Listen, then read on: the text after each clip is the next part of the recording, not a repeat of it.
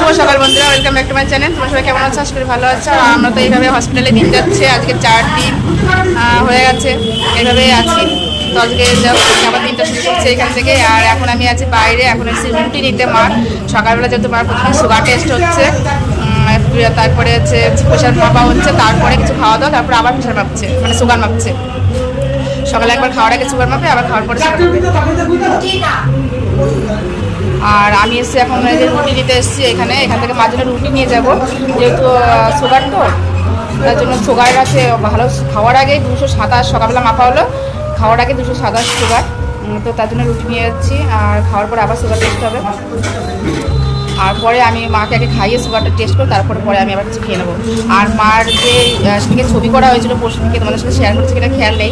ওই ছবিতে ওটা যে আগে যেটা হয়েছিল সেটাই ধরা পড়েছে, মানে যে জ্বরের নারী বড়ো হয়ে গেছে, এটাও জ্বরের নারী বড়ো হয়ে গেছে, মানে মোটা হয়ে গেছে।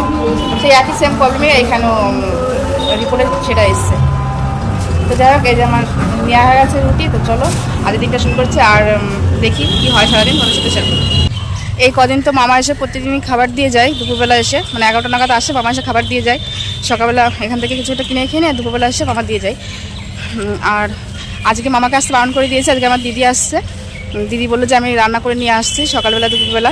তো শুধু এখন মাকে নিয়ে যাচ্ছি, কারণ মার সুগারটা টেস্ট হবে, তো নাহলে ডাক্তার চলে আসলে এবার দেরি হয়ে যাবে, তার জন্য মার জন্য রুটিটা নিয়ে নিলাম। দিদি রান্না করে নিয়ে আসছে, তো দিদি আসুক। চলো, আজকে দিদি আসছে বলে খাবার নিয়ে, তার জন্য মামাকে ফোন করে বারণ করে দিয়েছি, নাহলে শুধু শুধু দিদি খাবার নিয়ে আসবে, আবার মামাও খাবার নিয়ে আসবে। এই দেখো, এই যে রুটি আর হচ্ছে ইঁচড়ের তরকারি দিয়েছে। আলু খাবার না, মাকে আজ চেঞ্জ করে দিয়েছি, মা যে খাওয়া দাওয়া করছে এখানে। চলো, এটা সকালবেলা মার খাবার। বন্ধুরা, আমি তো ভুলে গেছিলাম, এত খিদে পেয়েছিল। এখন বাজে 12টা 15, আর দিদি এসছে, এই মা কথা বলছে ফোনে। তো আমি এতটা খিদে পেয়ে গেছিলো, আমি তোমার কোনো কিছু দেখাতে পারিনি।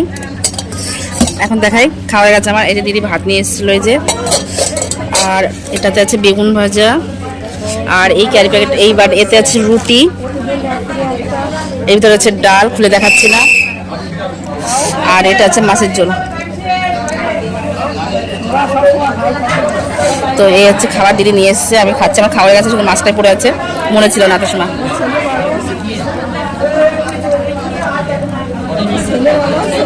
আর মা বৌদির সঙ্গে ফোনে কথা বলছে, এই যে দিদি।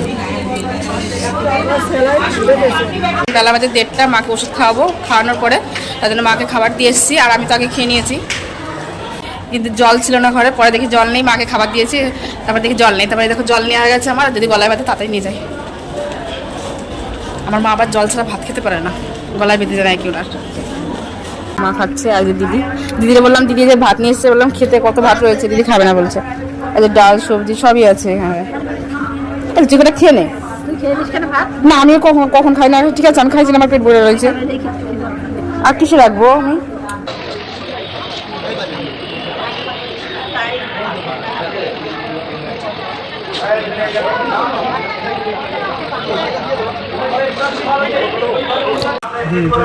মার জন্য এখানে চিনি ছাড়া চা নিয়ে যাচ্ছি, রচা, এটা রচা চিনি ছাড়া। আমি দুধ চা খেয়েছি, এটা দুধ চাই খেতে ইচ্ছা করলে তো দুধ চা খেয়েছি। মা এখানে চা খাচ্ছে